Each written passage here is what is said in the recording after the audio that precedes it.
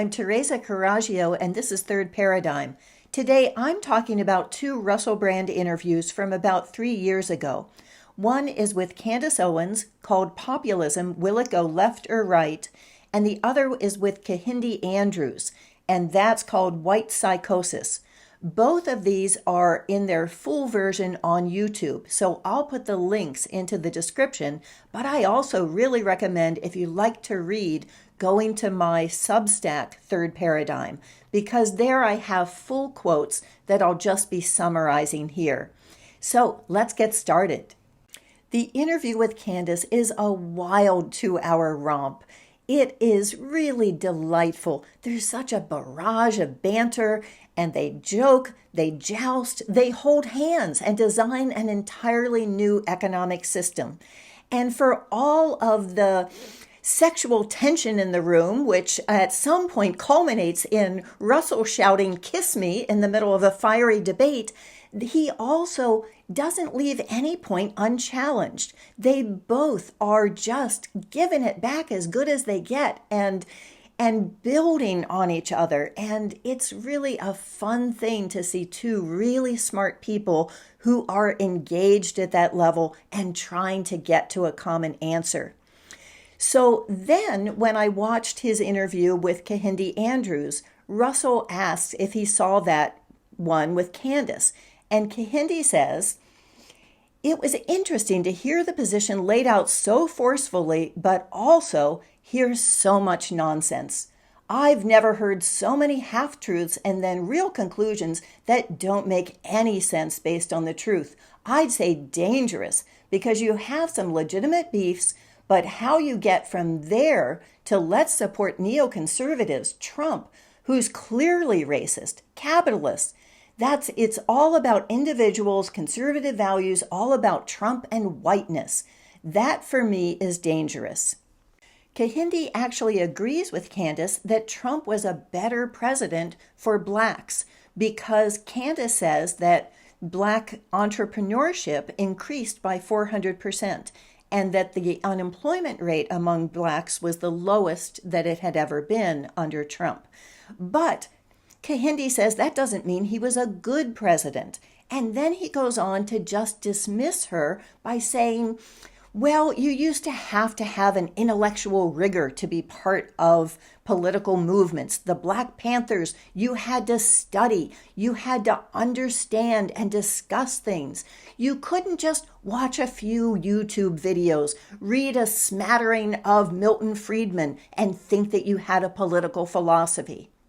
Kehinde at that time was writing a book called The West is Built on Racism, and he says the premise of white psychosis is that we have to protect ourselves from the knowledge that our reality is built on dead children, and nearly all of them black and brown, that's what feeds us.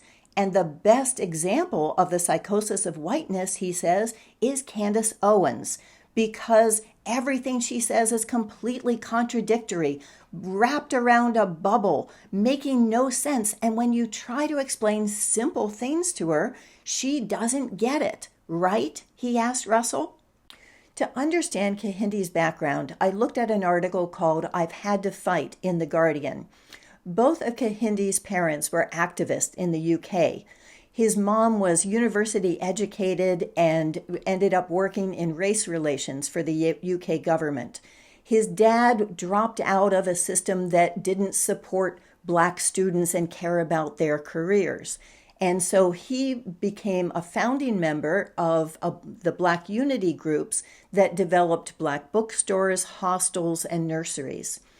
So Kehinde was bused to a school with a good reputation in a predominantly white neighborhood. And that was where he had to fight his desire to identify with whites. And he said he would even go to pubs and sing anti-Irish chants, and that when he really fell down the rabbit hole, he was listening to country music, Garth Brooks. So he says that for 2 decades, he's been in the university that needs to be dragged into handing their rich resources, their buildings and funding to Black studies. He concludes, "The battles, the scars I've had to fight, I'm always fighting. I've probably done permanent damage to my mental and physical health establishing this Black Studies course.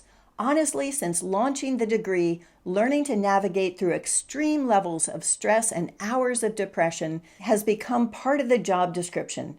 I would think of it as a failure if, in the next 5 years, I haven't left the university. In 5 years, if you still find me here, tell me I've sold out. Russell asks, what could bring us all together? And Kehinde answers, well, we should all care about Black children dying, but capitalism says we benefit by it. Now, I look like those kids, and so I can transcend my location. But everybody should care, but that's just not going to happen. There's more reason for people to be like Candace Owens, but I think we should be better than that. So then Russell asks, what's the plan? And Kehinde says that there should be a mass organization of a Black nation that transcends countries. And that way they'll have political power, and their platform could be no more impoverished children. So then Russell says, well, if this is Black, do you have more sisterhood with someone like Candace Owens as a Black woman than you have with me as a white man? And Kehinde quotes Stokely Carmichael in saying, inside every Negro is a potential Black person. But he adds, with Candace Owens, I'm not so sure. As far as I'm concerned, she's gone. She's off on a plantation somewhere. We don't have to take everyone. Russell then asks, what sacrifice are you willing to make? And Kehinde says, the sacrifice I should make is leaving the university and getting this movement started. But I've got 4 kids and a mortgage, and so you can't count on me. And then he goes back to talking about Candace Owens and why she is so fervent in her ridiculous, delusional beliefs. Because if she were to acknowledge the reality, it would destroy her platform because she is the Black face of white racism. And this, to Russell's credit, seems to sober him where he says, I didn't say that to her. And Kehinde says, would have gone down well if you did. And so then he gets back to talking about his own sacrifice. And he says, this needs to be a mass movement of people who don't have anything to lose. Maybe in a while it'll be able to support me. I don't need to be rich. I just need to be able to pay the bills and feed the kids. And so I can then leave my university job and be supported by the movement, but it needs to be made up of those masses who have nothing to lose. And then Kehinde concludes by saying, people like Candace Owens are dangerous because they're speaking to those people, but with nonsense, giving them crazy, crazy ideas. I've got nothing to say to her. There's nothing to be gained. It's like an empty void, talking down a hole. You may as well go outside and talk to yourself. That's the level of rationality you're going to get. Then Russell asked him whether other races have experienced the same kinds of problems. And he says, well, the Irish, they had a hard time for a while, but then they became white. Finally, Russell ends by saying, well, we've talked for 75 minutes, which isn't as long as I talked to Candace Owens, but frankly, you're not as beautiful. Let's look first at Russell's role as referee. Now, Russell is an equal opportunity flirt. I talk about his bromance with Luke Kemp in one episode.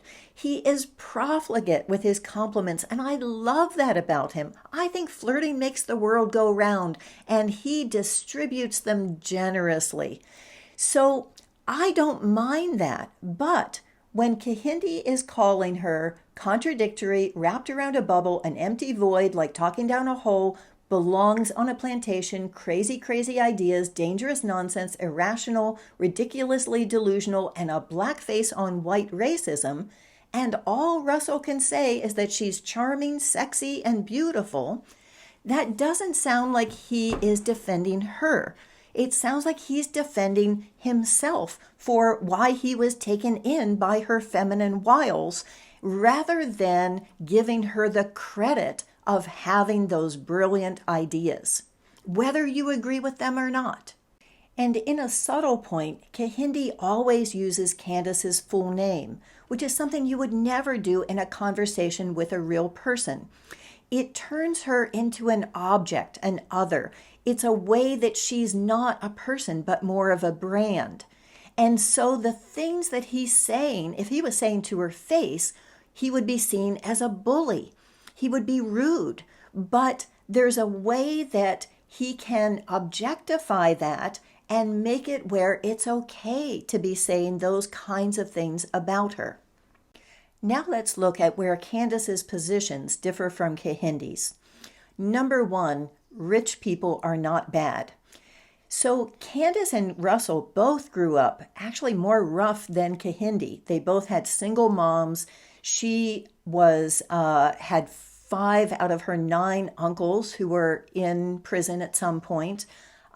She didn't know that she was really poor until at 5 she went to a friend's house and realized that everyone didn't live the way that she did. What she said was that you have 2 reactions to that. You either hate rich people or you try to be one of them.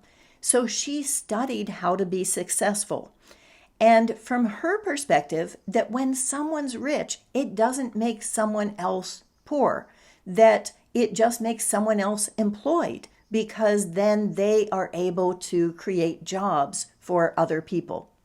Russell asks if she hates anyone, and Candace says, hate is a weird emotion because you harvest it internally. If you hate, you're the one who hates, whereas the other person isn't feeling that. They're fine. Russell asks about her education, and she says that she's self-educated because schools teach you what the government wants you to think. She says that when she was little, she would escape by reading, and that by 8, she was reading adult fiction novels, and then moved on to nonfiction, people like Thomas Sowell and Milton Friedman. And that Thomas Sowell is a Black economist who exposes a lot of the fallacies of economics that say you are not capable, that you are not able to do the same things as other people, and that she says you have to get over those emotional arguments and be able to understand how things really work. For 4 years as a young person, Candace was an anorexic, and Russell asks her about the incident that led towards that. She described how, when she was a teenager, there were 4 boys who left her these racist voicemails, and that became a publicity event where it was on the front page of the local newspaper, and there was a barrage of letters to the editor and everyone talking about this hate crime that had happened in this small town. When she described what was in those voicemails, Russell says, "Oh, they're so racist." And she says, "No, what they did was racist, but they are not racist. You don't take someone's behavior and turn it into a label that then keeps that behavior from changing." And so she sees people as not really wanting to know what led to that. You know, these kids, they had their first beer. She had stopped hanging out with one of them. 3 of them didn't even know who she was. Voicemail and cell phones were new at the time, and it's so much easier to be mean to someone who isn't a real person to you. And so it wasn't so much the incident as the reaction to the incident that blew it completely up and took things out of her control that led to her using food as something that she could control. One of the most important things that Candace is against is the welfare system.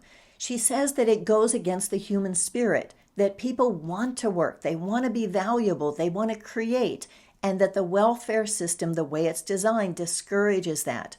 She says one of the most important problems in the Black community is father absence, and that in the 1960s, the rate of single motherhood was only 23%. Now it's 74% because the government will pay a mother more if the father doesn't live in the home. When Russell and Candace are talking about Black oppression, Candace says, "We agree completely about that. Where we disagree is on the solution. We need to get rid of the victim mentality, the oppression Olympics, where I deserve more because I'm more oppressed than you are. And so what she says is that under Jim Crow in the 1950s, blacks were leading whites in terms of economic growth. She says that that's been happening under Trump, and she emphasizes that she's not a Republican. She's an independent. She only looks for the candidate. And in this case, she sees Trump as being anti-establishment. Russell talks about how capitalism had just gotten the biggest bailout in history, and they both agree that the banks should not have been bailed out. They should have been allowed to fail. But Candace says that rich people are the easiest to sell on socialism because they feel so guilty. And so you have the monopolist and then you have the globalist, both of which she's against. But those are the 0.00001% of people, and that the top 10% in the United States pay 85% of the taxes. So that's a system where you just can't keep squeezing any more out without discouraging the ability of people to give. They talk about reparations, and Candace says, well, at some point, if you go far back enough, we were all slaves. And so how far back do you want to go? Russell, do you feel your slavery pain? I think this is where the hand-holding came in, and it was a very funny exchange. But she says, should we go to the Roman Empire, or should we just draw the line at Black Americans and say we're good? Russell says that we need to design systems that are reflective of our kindness. And Candace says, you're blending in your mind politics and goodness and oneness. There's no such thing as a good government. Government should be fair. It should enable people to take care of themselves, not take care of people.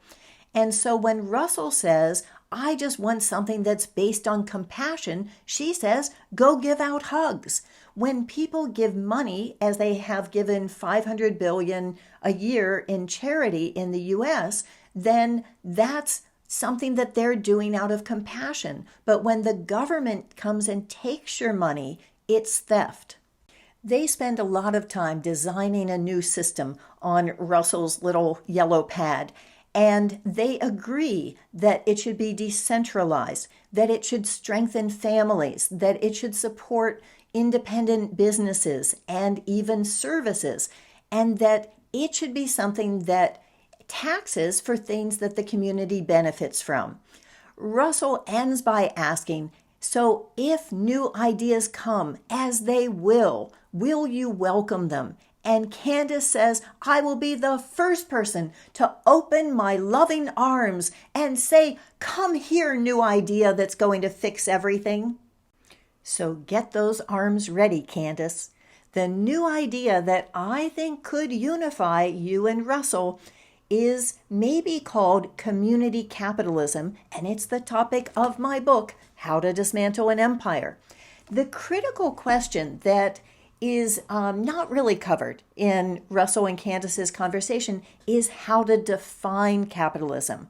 I define it as ownership of the assets when you're the default for creating new mortgages. Right now, that is done by the bankers, that 0.0000001%.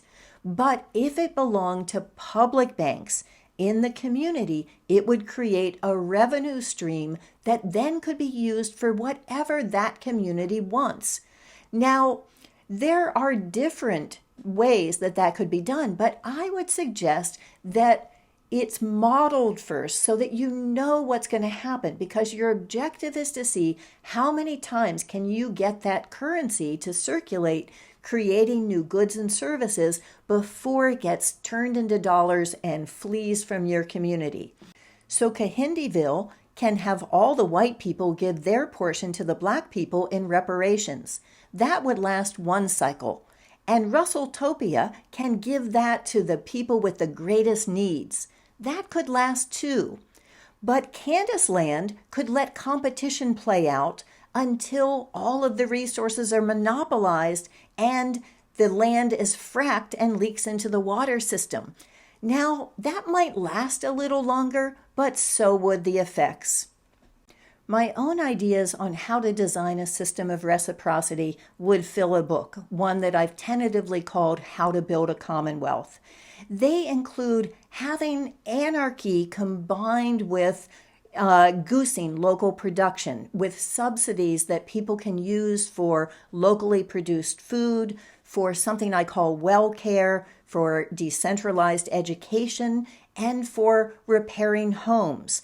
And I think that any local government has three objectives: that you want to increase home ownership, you want to increase small local landlords, and increase small local businesses.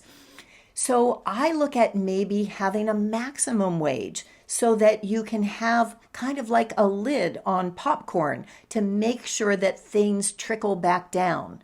And I think that we can also have every way that money is made from labor belong to the individual, but the ways that money is made from money should belong to the community.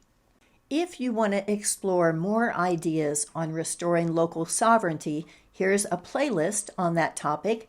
And if you want to look at something that delves more into this idea of greed and need, here's Greed, Need, and the 3P. Thank you, and I hope you join my revolution and subscribe.